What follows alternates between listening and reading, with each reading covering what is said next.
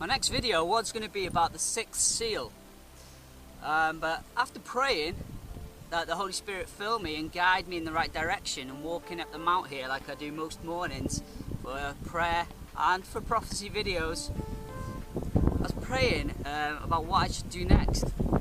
And funnily enough, the thought the vision that came into my mind was about the earth. Now there's a lot of people say some people say the earth is flat and the others say that the earth is globe shaped. So I want to cover this because I've actually made the material for and I've made articles for this subject, but I've never actually published them. So coming on my spirit was this, and I thought it was very fitting because in the sixth seal it's to do with earth shift, earth crust shift, and all the things that go on. So, you know, if I was going to fit this material anywhere into my portfolio, I think that this would be the time to do it, and that is the truth about the earth. This is how we're going to prove that we are inside, the earth is inside and the centre of a sphere-shaped heaven. And we're going to pick a spot. Here you go, United Kingdom. This is in the northern hemisphere, the upper northern parts of the earth. Let's just set that in motion. Right, well, now we're looking south, and you cannot see the South Pole star because the earth is curved. Now we're going to look north. Can we see the North Pole star?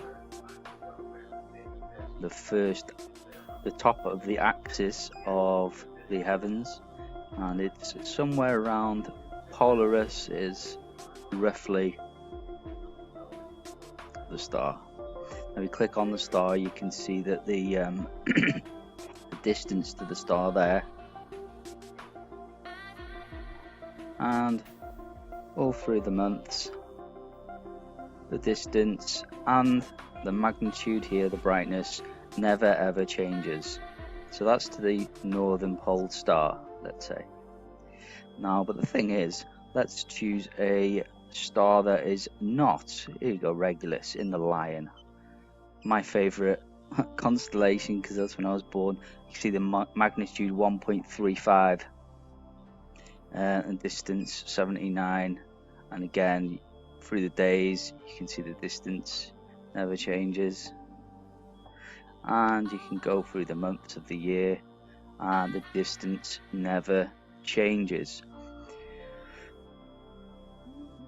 Now we're going to flick real quick to the southern hemisphere, and you can see a very different effect of the stars. Now we're going to look north because so you can't see the North Star, the Polaris star, because obviously the earth is curved. You can't see round corners. But while we're here, we can see that the South Pole also has an axis. It's around, not exactly the name, but you can see from the movement of the stars that, you know, it's around this area here. And it also has, you can do the same thing. You can click on a star, you can watch the magnitude, you can watch the distance, and all through even the months of the year, it never changes. You can, well, we've already taken readings from stars which are running more on the equator, but we'll just take another one. That one there. Oh. That one there. Watch the magnitude and the distance there, and you can see all through the months of the year it never changes. So this proves that Earth is the absolute center of the universe. But this clarification of Earth being the center of all the stars also totally discredits, or, you know, confirms not that the Earth rotates around the Sun. How can the Earth, which is the dead center to all the stars, how can it be rotating around the Sun, which is the center point? You can't have two centers. You know, the readings show that the Earth should be in the center of all the stars, and the Sun rotating around it. And also, if the Earth, let's say, was rotating around the sun, then all the different distances to all the different stars would have changed. Every second it was in motion, and all of them would have different positions in the heaven. They would all be, the North Star would move and it would go round in a circular motion. It would just be totally off kilter. So this model of the Earth rotating around the sun is actually false. This illustration here is exactly what I was saying. A bit exaggerated. If you see these dots here as the stars of the constellation, the sphere-shaped constellation that everything sits in. Let's say if the sun was the center, which it's not, but if it was, the Earth rotating around it, you see the distance to this, where it says decreased, that means that the distance would decrease to these stars over here and would have increased to these stars over here. And of course, when it flies round, the opposite is the same, then it would be further away from these stars and closer to these stars. Of course, this is not the case. The case is that at all times, the Earth is always at the same distance to every star of the constellation, which means that the Earth is the center of the universe.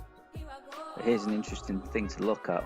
We always think of the ecliptic as maybe being flat, but actually when it's in motion, you can see here the ecliptic line is in the red. The ecliptic line is to basic terms now, the path that the sun follows. And as you can see, if you just take a look at these constellations rotating here, especially in the center here, where the center of the sphere-shaped heaven is, you see the constellations themselves don't actually change their orbit path. It's the orbit path of the sun which changes.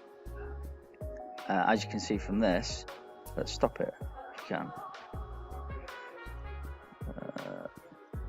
Okay, stop.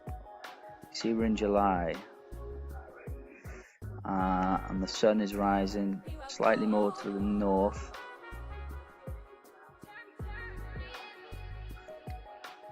Now if we just speed on a bit, let's go halfway through.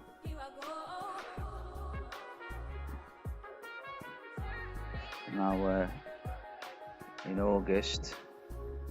As you can see, it doesn't matter how fast you go, the line of the sun stays the same, but see how now the sun is rising in a totally different place.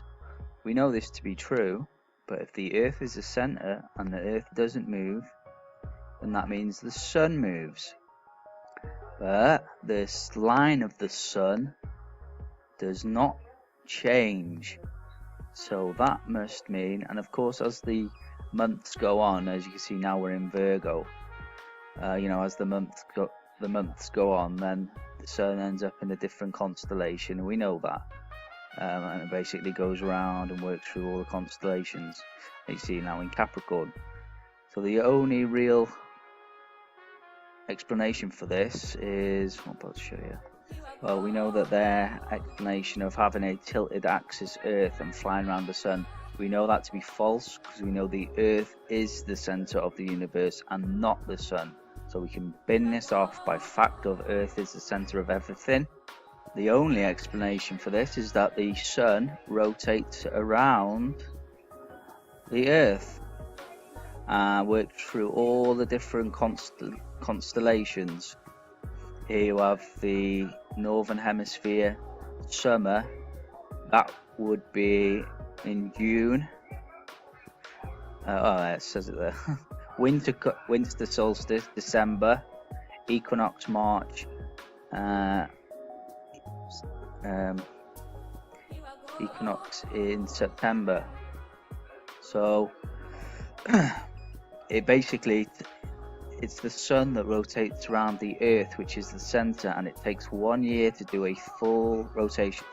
But how we explain the different seasons, though, is, you remember, the Earth is the center of all the constellations, but the sun appears to move through the constellations. Remember, it appears to rise different. In the northern hemisphere, it rises more northerly in the summer, and that is because it is on its tilted orbit. Remember me saying it takes 1 year to go all the way around? So here we have June time, summer solstice. It's at its point where it's riding its highest. It's basically on a tilted orbit around the Earth. It takes 1 year to go around it, but it's on a tilted orbit, and that means it goes higher. For us, this is our summer in the northern hemisphere, and then 3 months later it comes down here to the autumn equinox, and then down here to the winter equinox, and then round again into the spring equinox. And that's what happens. You see, the sun moves down its orbit path, and that's why it seems to appear to move through the different constellations. And again, here's a very specific picture now. Again, we have the Earth in the very center, and here you see Polaris. See here, Polaris. That was the northern hemisphere pole star. You imagine in the very center, which the stars of the north rotate around. And then remember, we had towards that Octans constellation in the south, we also have an axis of stars, which is at the bottom here. And this, if you imagine all this dotted line here is the constellations of the heavens. And here you can see our sun on our tilted orbit around the Earth, which takes 1 year. And here you can see I've added an angle to